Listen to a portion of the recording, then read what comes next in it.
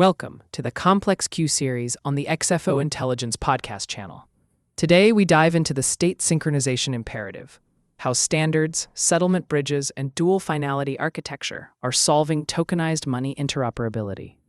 As stablecoins, bank tokens, and CBDCs proliferate, the critical question is, what standards and cross-rail settlement bridges ensure atomic composability and prevent catastrophic liquidity fragmentation?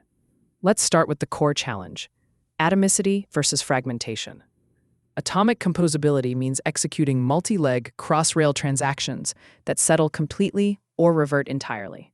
When it fails, liquidity fragments into isolated pools with trapped capital and increased settlement risk. Solving this means synchronizing state across heterogeneous ledgers instead of just moving tokens across chains. Three foundational layers are essential: semantic uniformity in data messaging, extended ISO 20022 profiles, ensuring that payment intent, routing instructions, and settlement conditions remain intact. Uniform token representation and compliance hooks via ERC 3643 and emerging ISO standards, and portable identity frameworks like W3C DIDs, linking KYC AML status directly to the transaction. Compliance becomes a verifiable attribute, not an administrative gate. Now let's explore the cross-rail settlement architecture. Here's how atomic composability is achieved. Institutions submit cryptographically signed settlement intents, and solver networks compete to match them, providing just-in-time liquidity.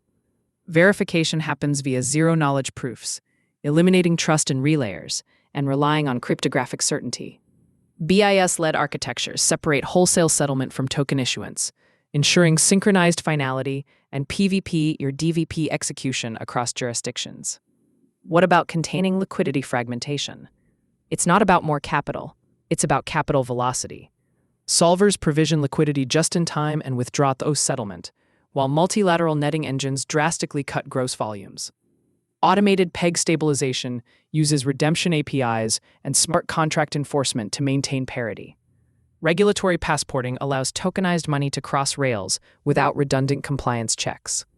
Finally, aligning cryptographic execution with legal recognition is key. Dual finality models have emerged. Cryptographic settlement offers instant certainty, while legal finality covers capital release and dispute resolution. Jurisdictions are closing this gap by legally recognizing DLT settlement records, enabling institutions to price finality lag and avoid capital overhead. So what's the strategic imperative? Central banks must separate wholesale settlement from token issuance. Commercial banks need portable compliance and dynamic routing. Stablecoin issuers must provide verifiable reserves and atomic redemption mechanisms. Infrastructure providers should adopt zero-knowledge verification and dual finality mapping, while regulators should focus on mutual recognition and portable compliance passports. In conclusion, the future of digital finance is a modular, intent-driven settlement mesh defined by synchronized state, portable compliance, and verified execution. Institutions optimizing for capital velocity and verifiable compliance will lead the next decade. Those relying on siloed, trust-heavy models will face inefficiencies and systemic vulnerabilities. Thanks for joining us on this episode of the Complex Q series. If you found this insightful, remember to like, share, and subscribe to our channel. We want to hear your feedback. Drop us a line at xfointelligence@gmail.com. Until next time, stay sharp,